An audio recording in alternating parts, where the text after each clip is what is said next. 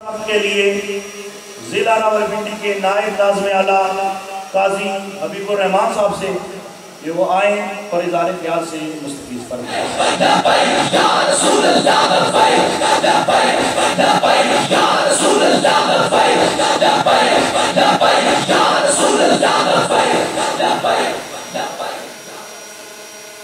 الحمدللہ الذی ہدانا للامر والایمان والصلاة والسلام علی سیدنا محمد النبی الذی استمسکنا به من مبارک الاوطان والاسلام وعلی آلہ واصحابہ النجباء البررۃ الکرام، اما بعد فاعوذ باللہ السمیع العلیم من الشیطان الرجیم، بسم اللہ الرحمن الرحیم۔ ما کان محمد ابا احد من رجالکم ولکن رسول اللہ وخاتم النبیین،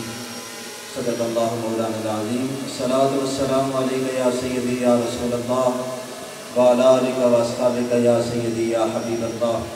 الصلاۃ والسلام علیک یا سیدی یا رحمت للعالمین وعلی آلک واصحابک یا سیدی یا خاتم النبیین۔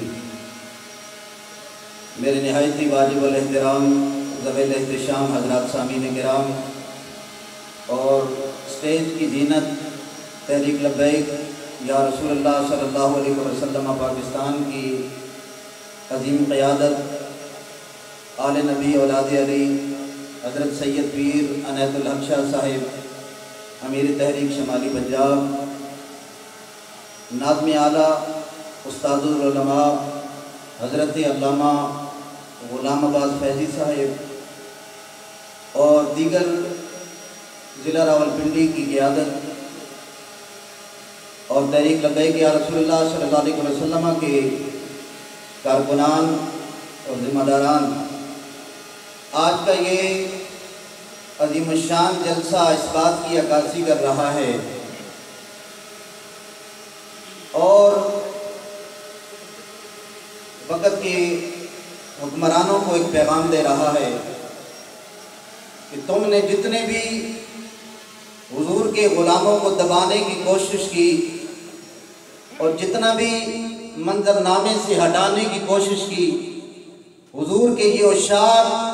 اتنے ہی دھوم دھام سے میدان بھی ہیں اور منظر عام پر بھی ہیں، اور یہ جلسے، یہ جلوس، یہ ریلیاں اس بات کی عکاسی کرتی ہیں اور تاریخ دہراتی آئی ہے کہ جب بھی حضور کے غلاموں کو دبانے کی کوشش کی گئی ہے اور یہ تصور ان کے ذہن سے نکالنے کی کوشش کی گئی کہ ناموس رسالت اور ختم نبوت پر کوئی پہرا نہیں دے سکتا، یا فرعون جب تک میدان میں نکلتے رہتے ہیں تو تاریخ ہمیں یہ سبق دیتی آئی ہے کہ جب بھی فرعون آیا تو مقابلے میں موسیٰ ضرور آئے، جب بھی میدان میں نمرود آیا تو مقابلے میں ابراہیم ضرور آئے، اور جب بھی میدان میں یزید آیا تو مقابلے میں حسین ضرور آئے، اور قیامت کی صبح تک تاریخ یہ اپنے آپ کو دہراتی رہے گی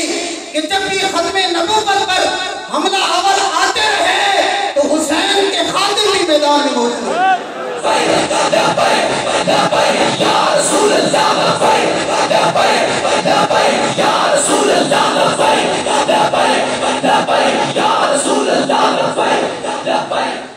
پھر یہ قبلہ بابا جی نے جو ایک تصور دیا ہے، اس سے پہلے جتنی بھی محافل ہوتی تھی، وہ محفل میلاد کے نام پر ہو، وہ 11ویں شریف کے نام پر ہو، تو اہل سنت و جماعت کے اندر معجزات بیان کیے جاتے، حضور علیہ السلام کے اولیاء کی کرامات بیان کی جاتی تھی، لیکن آج یہ بات آپ کو ملے گی کہ آپ اگر کسی فاتح خوانی کی محفل میں بھی جاؤ، کسی ختم صبح میں جاؤ، کسی چہرم کی محفل میں چلے جاؤ، اللہ کی عزت کی قسم جب تک خطیب ناموس رسالت کی بات نہیں کرے گا، ختم نبوت کی بات نہیں کرے گا، تو محفل کے پیسے پورے نہیں ہوتے اور مزہ دوبارہ نہیں ہوتا۔ یہ سارا کریڈٹ قبلہ بابا جی کو جاتا ہے۔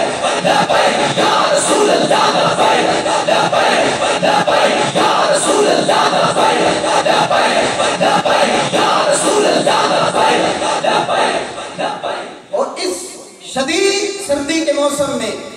کہ جب بندہ اپنے بستر سے نہیں نکلتا، اور آج قبلہ بابا جی کے دیدار کے جھلک کو دیکھنے کے لیے دور دراز سے جو شاہان مصطفیٰ قافلوں کی صورت میں جو یہاں آئے ہیں، تو یہ اس بات کی عکاسی کرتے ہیں کہ ہم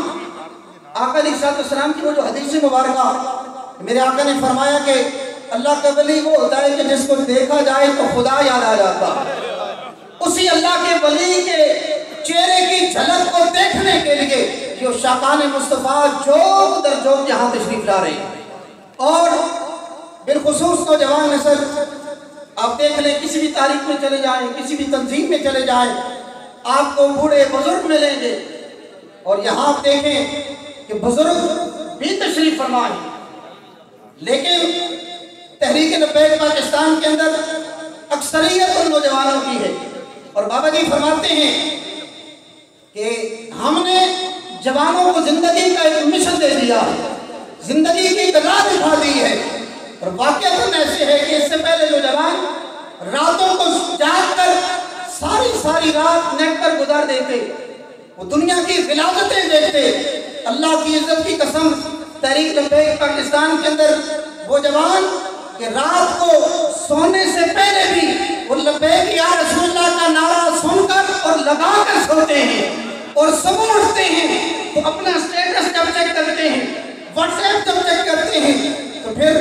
ذہنوں پر، زبانوں پر، ان کی کانوں پر، ان کی آنکھوں میں ایک ہی نعرہ ہوتا ہے، اور وہ نعرہ